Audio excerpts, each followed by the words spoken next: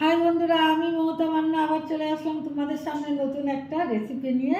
তো আজকে আমি বন্ধুরা বানাবো হলো সর্ষে ফুল বাটা। তো কিভাবে বানাই তোমরা আমার সঙ্গে থাকো আর দেখতে থাকো। বন্ধুরা দিয়ে দিচ্ছি একটা কাঁচা লঙ্কা, আর দিয়ে দিচ্ছি কটা রসুন, আর এই যে ধুয়ে রেখেছি সর্ষের ফুল। এই ফুলগুলো আমি সব জারের মধ্যে দিয়ে দেব।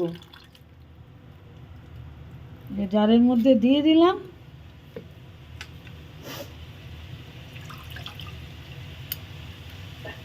দিয়ে এটাকে আমি আগে বেটে নেব।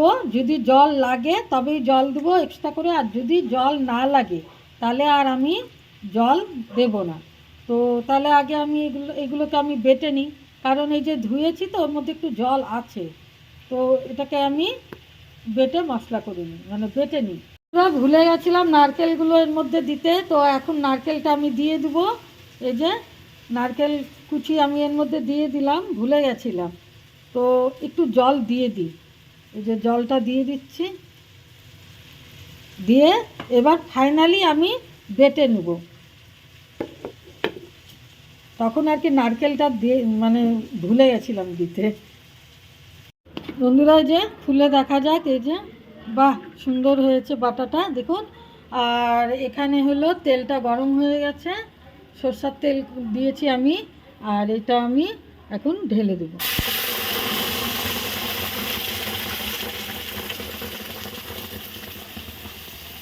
ঢেলে দিলাম।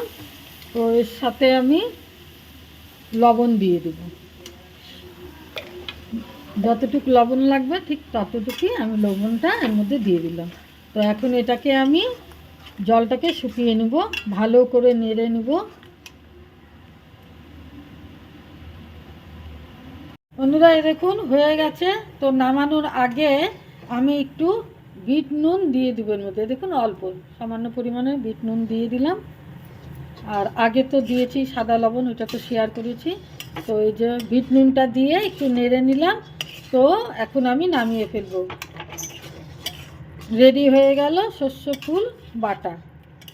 কিন্তু বন্ধুরা খুব সুন্দর একটা ঝাঁঝ বের হয়েছে। সর্ষের যে একটা ঝাঁঝ থাকে তেলের, ঠিক ফুল দিয়েও ওরকমই ঝাঁঝটা বেরিয়েছে। তো যাক, এখন নামানো যাক। বন্ধুরা রেডি হয়ে গেছে দেখুন সর্ষে ফুল বাটা।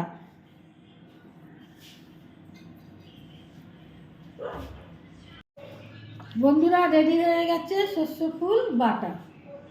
খুব টেস্টি হয়েছে বন্ধুরা। আর একটা সর্ষের তেলের যেরকম ঝাঁঝ থাকে না, এটারও একদম সেম ঝাঁঝ বেরিয়েছে তো ফুলটা বাটার পর।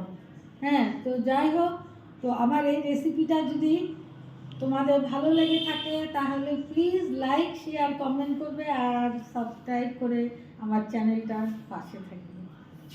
টাটা।